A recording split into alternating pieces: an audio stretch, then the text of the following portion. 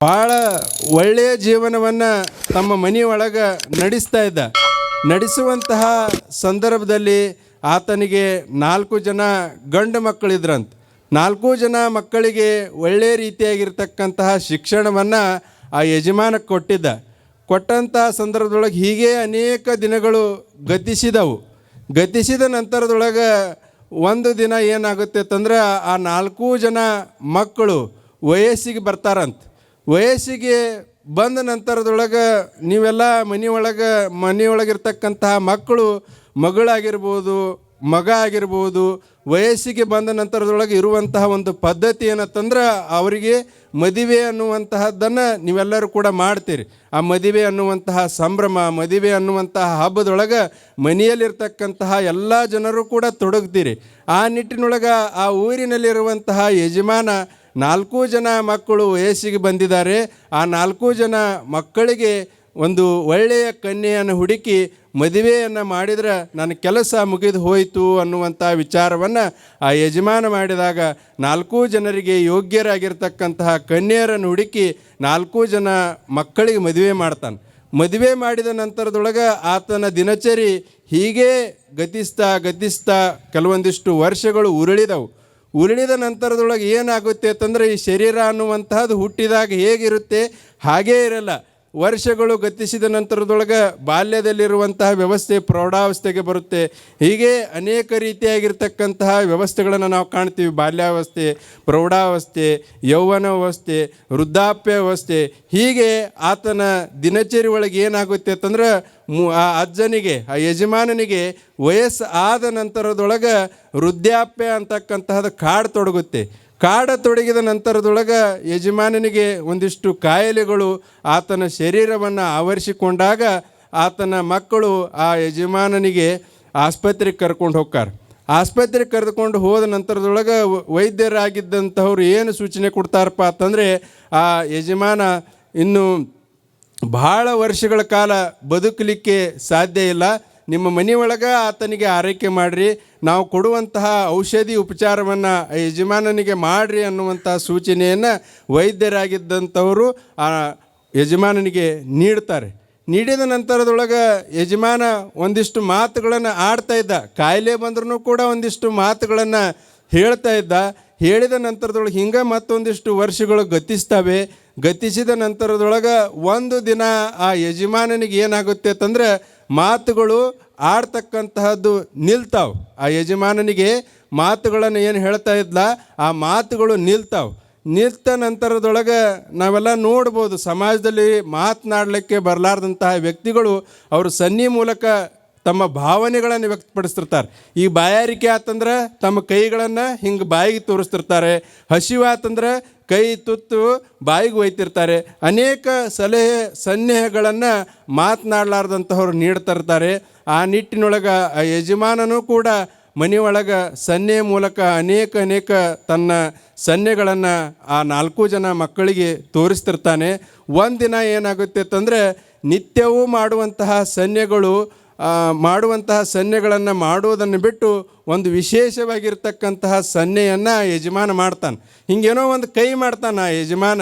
ಮನೆಯೊಳಗೆ ಆ ಯಜಮಾನ ಆ ಸನ್ನೆಯನ್ನು, ಆ ಸೂಚನೆಯನ್ನು ಮಾಡಿದಾಗ 4 ಜನ ಮಕ್ಕಳಿಗೆ ಭಾಳ ಕುತೂಹಲ ಆಕೈತಿ. 4 ಜನ ಮಕ್ಕಳು ಏನು ತಿಳ್ಕೊತಾರತ್ತಂದರೆ ಅಪ್ಪ ಏನೋ ಒಂದು ದಿನ ಮಾಡುವಂತಹ ಸನ್ನೆಯನ್ನು ಬಿಟ್ಟು, ಸೂಚನೆಯನ್ನು ಬಿಟ್ಟು ಏನೋ ಒಂದು ವಿಶೇಷವಾಗಿರ್ತಕ್ಕಂತಹ ಸನ್ನೆಯನ್ನು ಮಾಡಕತ್ತಾನೆ, ಸೂಚನೆಯನ್ನು ಮಾಡಕತ್ತಾನೆ. 4 ಜನ ಕೂಡ್ತಾರೆ. ಅಪ್ಪ ಎಲ್ಲ ರೀತಿಯಾಗಿರ್ತಕ್ಕಂತಹ ಆಸ್ತಿಗಳನ್ನು ನಮಗೆಲ್ಲ ಹಂಚಿದ್ದಾನೆ, ಬಂಗಾರ ಹಂಚಿದ್ದಾನೆ, ಹೊಲ ಹಂಚಿದ್ದಾನೆ, ಮನೆಯನ್ನು ಹಂಚಿದ್ದಾನೆ, ಎಲ್ಲ ರೀತಿಯಾಗಿರ್ತಕ್ಕಂತಹ ಆಸ್ತಿಗಳನ್ನು ಹಂಚಿದ್ದಾನೆ. ಮತ್ತು ಅಪ್ಪ ಏನೋ ಒಂದು ಸನ್ನೆ ಮಾಡಕತ್ತಾನು, ಸೂಚನೆ ಮಾಡಕತ್ತಾನು. ಮತ್ತು ಯಾವ ಮೂಲೆ ಒಳಗೆ, ಯಾವ ರೂಮಿನೊಳಗೆ ಯಾವುದಾದರೂ ಆಸ್ತಿ ಹಕ್ಕುಪತ್ರಗಳನ್ನು ಇಟ್ಟಾನೋ ಏನೋ ಅನ್ನುವಂತಹ ಕುತೂಹಲ ಆ 4 ಜನ ಮಕ್ಕಳಿಗೆ ಆಗುತ್ತಂತ.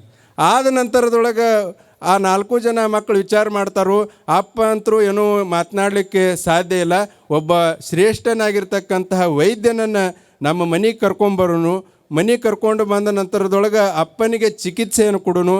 ಚಿಕಿತ್ಸೆಯನ್ನು ಕೊಟ್ಟ ನಂತರದೊಳಗೆ ಅಪ್ಪ ಏನು ಸನ್ನಿ ಮಾಡಾಕತ್ತಾನ ಅದು ನಮಗೆ ಹೆಂಗಾದರೂ ಗೊತ್ತಾಗಬೇಕು ಅನ್ನುವಂತಹ ಕುತೂಹಲವನ್ನು ಆ 4 ಜನ ಮಕ್ಕಳು ವ್ಯಕ್ತಪಡಿಸಿದಾಗ ಒಬ್ಬ ಶ್ರೇಷ್ಠನಾಗಿರ್ತಕ್ಕಂತಹ ವೈದ್ಯನನ್ನು ಮನೆ ಕರ್ಕೊಂಬರ್ತಾರೆ.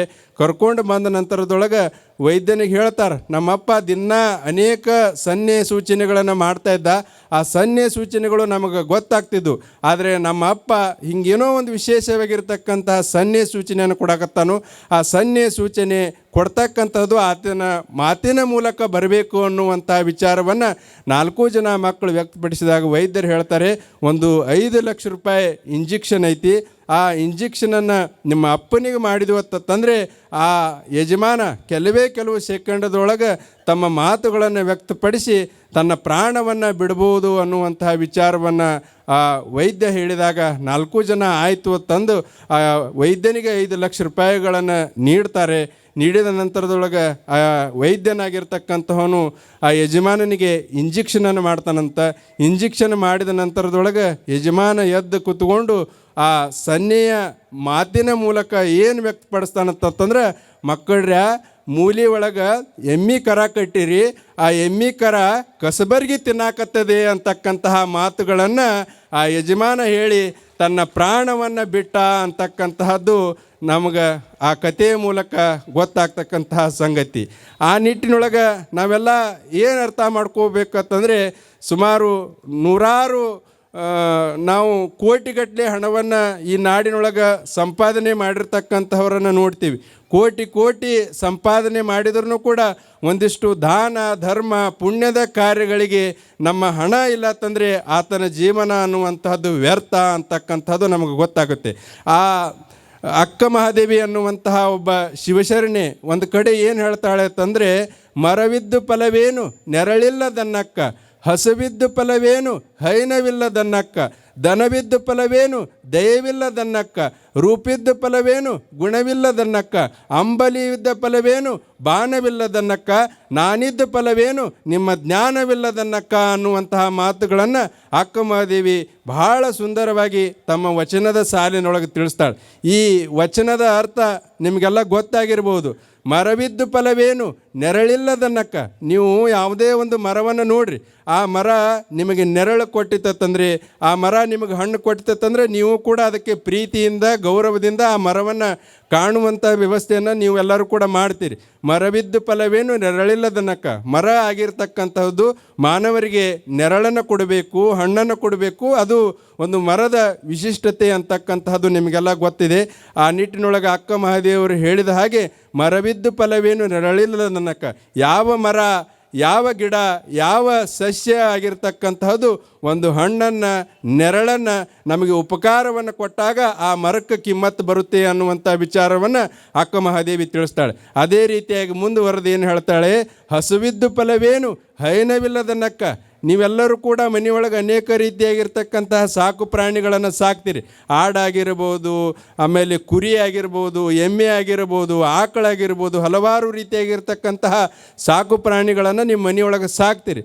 ಆ ಸಾಕಿರ್ತಕ್ಕಂತಹ ಪ್ರಾಣಿ ನೀವು ಮೇವನ್ನು ಹಾಕಿದಾಗ, ನೀರನ್ನು ಹಾಕಿದಾಗ, ಅದು ಹಾಲು ಕೊಟ್ಟಾಗ ಮಾತ್ರ ನೀವು ಕೂಡ ಅದಕ್ಕೆ ಗೌರವ ಕೊಡ್ತೀರಿ. ಅದನ್ನೇ ಏನು ಹೇಳ್ತಾಳೆ, ಹಸುವಿದ್ದು ಫಲವೇನು ಹೈನವಿಲ್ಲದನ್ನಕ್ಕ. ಆ ಮನೆಯೊಳಗೆ ಕಟ್ಟಿರ್ತಕ್ಕಂತಹ ಆಕಳಿಗೆ ನೀವು ಮೇವು ಹಾಕ್ತೀರಪ್ಪ ಅಂತಂದ್ರೆ ಅದರೊಳಗೆ ನಿಮ್ಮದೊಂದು ಸ್ವಾರ್ಥ ಐತಿ. ಆ ಹಾಲು ಕೊಟ್ಟಾಗ ಮಾತ್ರ ಅದನ್ನು ನೀವು ಗೌರವದಿಂದ ಪೂಜ್ಯ ಭಾವನೆಯಿಂದ ಕಾಣ್ತೀರಿ. ಅದೇ ರೀತಿಯಾಗಿ ದನವಿದ್ದು ಫಲವೇನು ದಯವಿಲ್ಲದನ್ನಕ್ಕ. ಊರಿಗೆ ಅಗರ್ಭವಾಗಿರ್ತಕ್ಕಂತಹ ಶ್ರೀಮಂತನಿದ್ದಾನೆ, ಬಹುದೊಡ್ಡ ಯಜಮಾನದಾನೆ, ಇಂತಹ ಪುಣ್ಯದ ಕಾರ್ಯಕ್ರಮ ನಡೆದಿದೆ, ಕೋಟಿ ರೂಪಾಯಿ ಖರ್ಚು ಮಾಡಿ ದೇವಸ್ಥಾನದವರು ಭವ್ಯವಾಗಿರ್ತಕ್ಕಂಥ ಮಂದಿರವನ್ನು ನಿರ್ಮಾಣ ಮಾಡಿದ್ದಾರೆ. ದಾಸೋಹದ ಸೇವಾ ಕೈಂಕರ್ಯ ನಡೆದಿದೆ. ಅನೇಕ ರೀತಿಯಾಗಿರ್ತಕ್ಕಂತಹ ಕಾಯಕಗಳು ಈ ಆವರಣದೊಳಗೆ ನಡೆದಿದೆ. ಊರೊಳಗೆ ಅಗರ್ಭ ಶ್ರೀಮಂತದಾನ, ₹1 ದಾನ ಧರ್ಮ ಪುಣ್ಯದ ಭಾವನೆಗಳಿಲ್ಲ ತಂದ್ರೆ ಆ ವ್ಯಕ್ತಿಗೆ ಕಿಮ್ಮತ್ತಿಲ್ಲ ಅನ್ನುವಂತಹ ವಿಚಾರವನ್ನು ಅಕ್ಕಮಹಾದೇವಿ ಹೇಳ್ತಾಳೆ.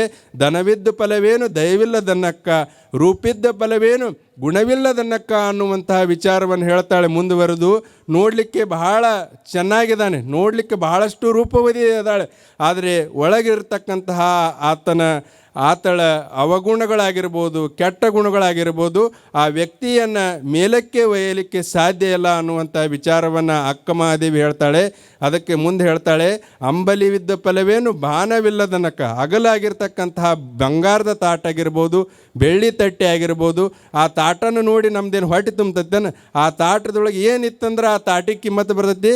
ಅನ್ನ ಅನ್ನುವಂತಹದ್ದು, ಪ್ರಸಾದ ಅನ್ನುವಂತಹದ್ದು ಆ ತಾಟಿನೊಳಗೆ ಬಂಗಾರದಾಗಿರ್ಬೋದು, ಬೆಳ್ಳಿದಾಗಿರ್ಬೋದು, ತಾಮ್ರದ್ದಾಗಿರ್ಬೋದು, ಕಂಚಿಂದಾಗಿರ್ಬೋದು, ಸ್ಟೀಲ್ದಾಗಿರ್ಬೋದು, ಯಾವುದೇ ರೀತಿಯಾಗಿರ್ತಕ್ಕಂತಹ ಆ ತಾಟಿಗೆ ಒಂದು ಬೆಲೆ ಬರಬೇಕಾಗಿತ್ತಂದರೆ ಅದರೊಳಗೆ ಅನ್ನ ಅನ್ನುವಂತಹದ್ದು, ಪ್ರಸಾದ ಅನ್ನುವಂತಹದ್ದಿದ್ದಾಗ ಮಾತ್ರ ಅದಕ್ಕೆ ಕಿಮ್ಮತ್ತು ಬರುತ್ತೆ.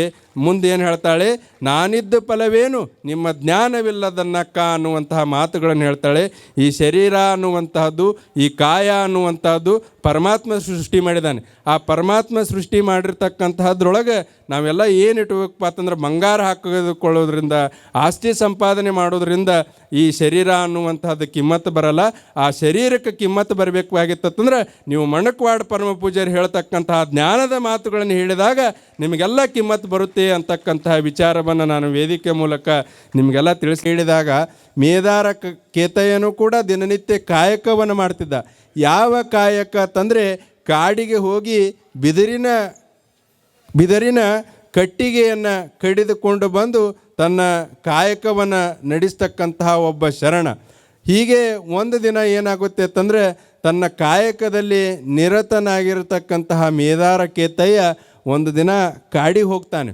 ಕಾಡಿಗೆ ಹೋದಂತಹ ಸಂದರ್ಭದಲ್ಲಿ ಕಾಡಿನಲ್ಲಿರುವಂತಹ ಬಿದರಿನ ಕಟ್ಟಿಗೆಯನ್ನು ಕಡಿಯುವಂತಹ ಒಂದು ವ್ಯವಸ್ಥೆಯೊಳಗೆ ಕೊಡಲಿ ತೆಗೆದುಕೊಂಡು ಬಿದಿರಿನ ಗಿಡಕ್ಕೆ ಕೊಡಲಿ ಏಟು ಕೊಡ್ತಾನೆ. ಕೊಟ್ಟ ನಂತರದೊಳಗೆ ನಾವೆಲ್ಲ ಬಹಳ ಆಶ್ಚರ್ಯ ಪಡುವಂತಹದ್ದು, ಬಿದಿರಿನ ಗಿಡಕ್ಕೆ ಕೊಡಲಿ ಏಟು ಕೊಟ್ಟಾಗ ಬಿದಿರು ಏನು ಕೊಡ್ತೈತಿ? ಬಿದಿರೇ ಕೊಡ್ತೈತಿ, ನಿಮಗೆಲ್ಲ ಗೊತ್ತಿರುವಂತಹ ಸಂಗತಿ. ಆದರೆ ಆ ದಿನ ಅಂತಹ ವಿಶೇಷವಾಗಿರ್ತಕ್ಕಂತಹ ಘಟನೆ ಅಲ್ಲಿ ಜರುಗಿತು ಅಂತಂದರೆ, ಬಿದಿರಿನ ಗಿಡಕ್ಕೆ ಕೊಡಲಿ ಏಟನ್ನು ಹಾಕಿದಾಗ ಮೇದಾರ ಕೇತಯ್ಯನಿಗೆ ಏನು ಆಶ್ಚರ್ಯ ಆಗುತ್ತೆ ಅಂತಂದರೆ, ಕೊಡಲಿ ಏಟನ್ನು ಬಿದಿರಿನ ಕಟ್ಟಿಗೆ ಹಾಕಿದಾಗ ಆ ಬಿದಿರಿನ ಮೂಲಕ ಸುಮಾರು ಬಂಗಾರದ ನಾಣ್ಯಗಳು ಅಲ್ಲಿ ಉದುರ್ತಕ್ಕಂತಹದ್ದು ಅಲ್ಲಿ ಕಾಡಿನೊಳಗೆ ಜರುಗುತ್ತೆ. ಆತ ವಿಚಾರ ಮಾಡ್ತಾನೆ, ಈ ಗಿಡಕ್ಕೆ ಹುಳ ಹತ್ತೈತಿ, ಬೇರೆ ಗಿಡಕ್ಕೆ ಹೋಗಿ ಮತ್ತೆ ಕೊಡಲಿ ಏಟನ್ನು ಹಾಕೋಣ ಅನ್ನುವಂಥ ವಿಚಾರವನ್ನು ಇಟ್ಟಾಗ ಮತ್ತೆ ಬೇರೆ ಬಿದಿರಿನ ಗಿಡಕ್ಕೆ ಕೊಡಲಿ ಏಟು ಹಾಕ್ತಾನೆ. ಆ ಗಿಡಕ್ಕೂ ಕೂಡ ಕೊಡಲಿ ಏಟು ಹಾಕಿದಾಗ ಅಲ್ಲಿಯೂ ಕೂಡ ಸುಮಾರು ಬಂಗಾರದ ನಾಣ್ಯಗಳು ಉದುರ್ತಾವೆ ಅಂತಕ್ಕಂಥದ್ದು 12ನೇ ಶತಮಾನದೊಳಗೆ ಆ ಮೇದಾರ ಕೇತಯ್ಯನ ಜೀವನದೊಳಗೆ ಬರ್ತಕ್ಕಂತಹ ಒಂದು ಪ್ರಸಂಗ. ಆತ ಹೇಳ್ತಾನೆ, ಬಂಗಾರದ ಹುಳ ಹತ್ತಿ ಭಂಗವಾಗಿದೆ ಬಿದಿರು ಅಂತಕ್ಕಂತಹ ಮಾತನ್ನು ಆ ಮೇದಾರ ಕೇತಯ್ಯ ಅನ್ನುವಂತಹ ಮಹಾಶರಣ ಹೇಳ್ತಾನೆ. ನಾವು ಯಾರಾದರೂ ಹಾದಿಯಲ್ಲಿ ಹೋಗುವಂತಹ ಸಂದರ್ಭದೊಳಗೆ ಒಂದು 10 ರೂಪಾಯಿನೋ 50 ರೂಪಾಯಿನೋ 100 ರೂಪಾಯಿ ನೋಟ್ ಬಿತ್ತಂದ್ರೆ ಅಲ್ಲಿ ಯಾರು ಸುತ್ತಮುತ್ತಲು ಜನ ಇದ್ದಾರತ್ತಂದ್ರೆ ಅದ್ರ ಮ್ಯಾಗ ಕಾಲಿಟ್ಟದ್ದು ತೆಗಿಯಂಗಿಲ್ಲ. ಯಾಕೆ ಕಾಲಿಟ್ಟದ್ದು ತೆಗಿಯಂಗಿಲ್ಲ? ಯಾಕಂದ್ರೆ ಸುತ್ತಮುತ್ತಲು ಜನ ಇರ್ತಾರೆ.